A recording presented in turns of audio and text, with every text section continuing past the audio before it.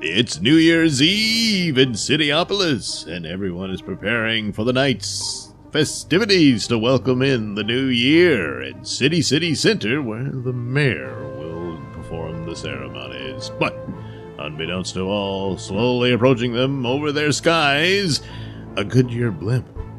But it isn't so much the blimp itself, but rather its sudden pilot, the nefarious Pink Elephant.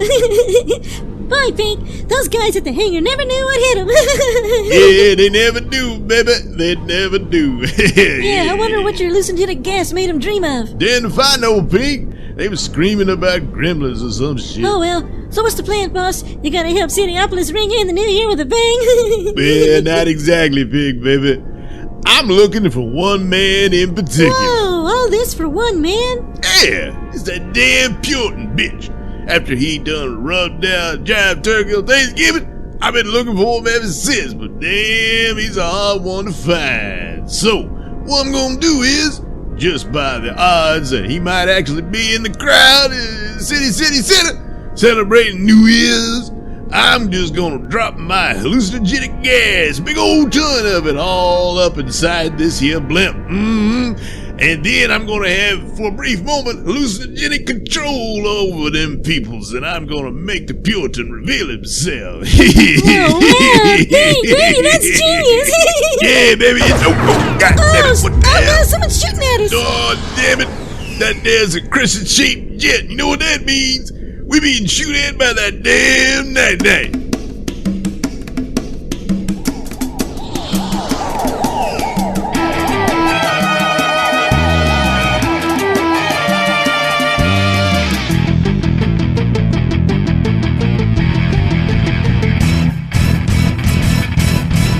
While the skies above Cityopolis play to a strange dogfight between the night jet and a Goodyear dirigible, our scene cuts to the office of Commissioner Charles Wetwin as he interviews the widow of the late Rusty Stain, who fell victim to what appears to be a serial killer. So, Mrs. Stain, I would... Please, Commissioner, call me Scarlet. Oh, very well, Scarlet. Would you be aware of anyone who had grudges against your husband? Forgive me, Commissioner, but I would have thought that would be obvious, as the prime suspect would have to be my ex-husband, who's never gotten over how Rusty stole my heart from away from him in his failed life. And my husband is, of course, nowadays going by the supervillain identity of the Freezer. Well, that's where you're wrong, Miss Scarlet, I'm afraid. For you see, our investigation has revealed that your ex-husband, better known as the Freezer, has quite the rock-solid alibi. He was robbing a jewelry store on the other side of town, while your husband, unfortunately, was being murdered. That's ridiculous. I mean, who else would freeze a man to death other than the Freezer? I mean, if he didn't do it himself, he must have hired someone to do it using his technique. Yeah, but why would he hire a man to kill his victim in a manner that would make it appear that he did it himself, while at the same time establishing an alibi? Well, I don't know. I'm not an investigator. That's your job to figure these things out. I mean, my God, why are you questioning me? No, Miss Scarlet, there's no need to be upset. We're just trying to figure things out that don't make sense. Now think again. Is there anyone with a business relationship, perhaps, with your husband who might have had an axe to grind against him? Or perhaps you? Me? Don't say another word, honey. Who the hell Daddy! are you? Wait, I know you. Boss Carbuncle.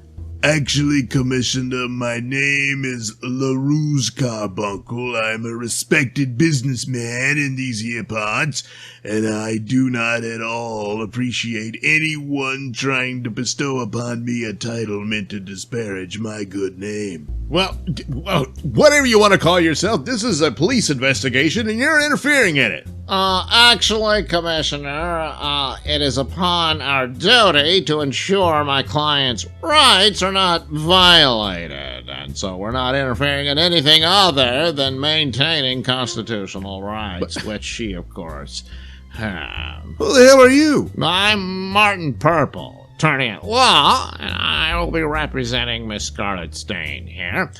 And, per further counsel with me, she will not be answering any more questions, either now or possibly in the future, short of a warrant from you. I think this whole interview is at an end. But no buts about it, Commissioner.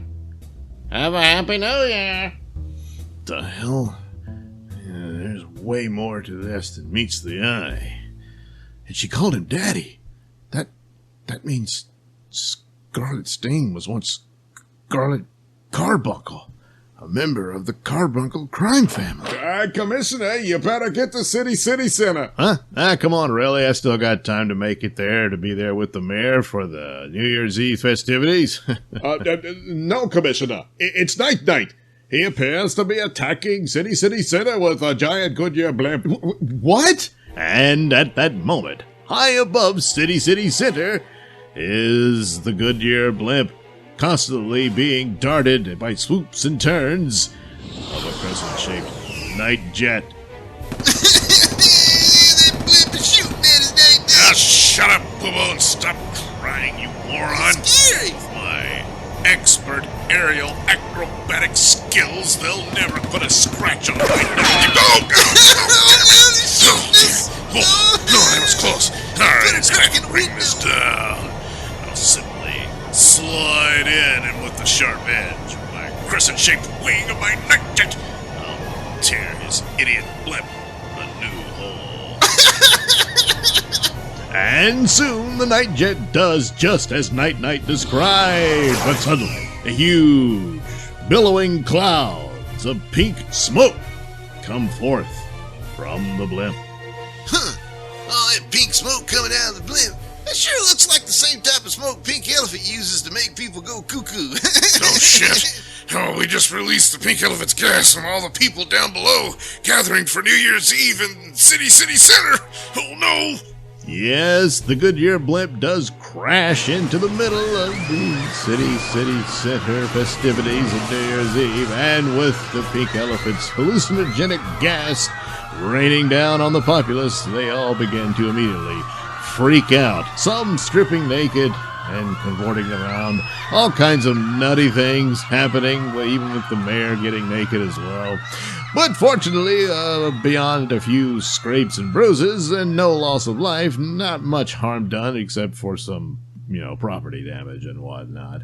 But hey, while all this was going on back at the Carbuncle estate... Damn it, Daddy, why did you have to come in like that and reveal my familiar past? Because I'm head of the Carbuncle family, and what I say goes.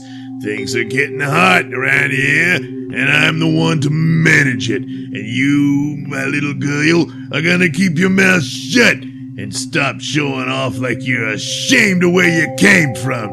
Damn it. Oh, damn it. Oh, treating me like I'm only 10 years old. Oh, damn it. Oh, first Rusty, now this. What? What do you want? Oh, damn it.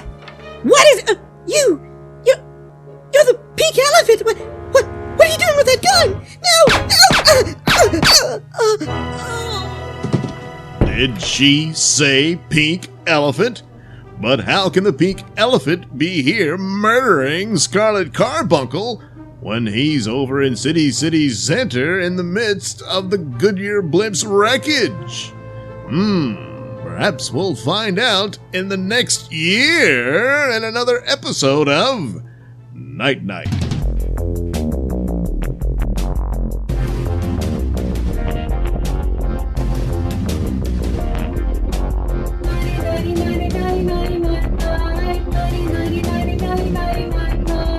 This has been a Nailsin production.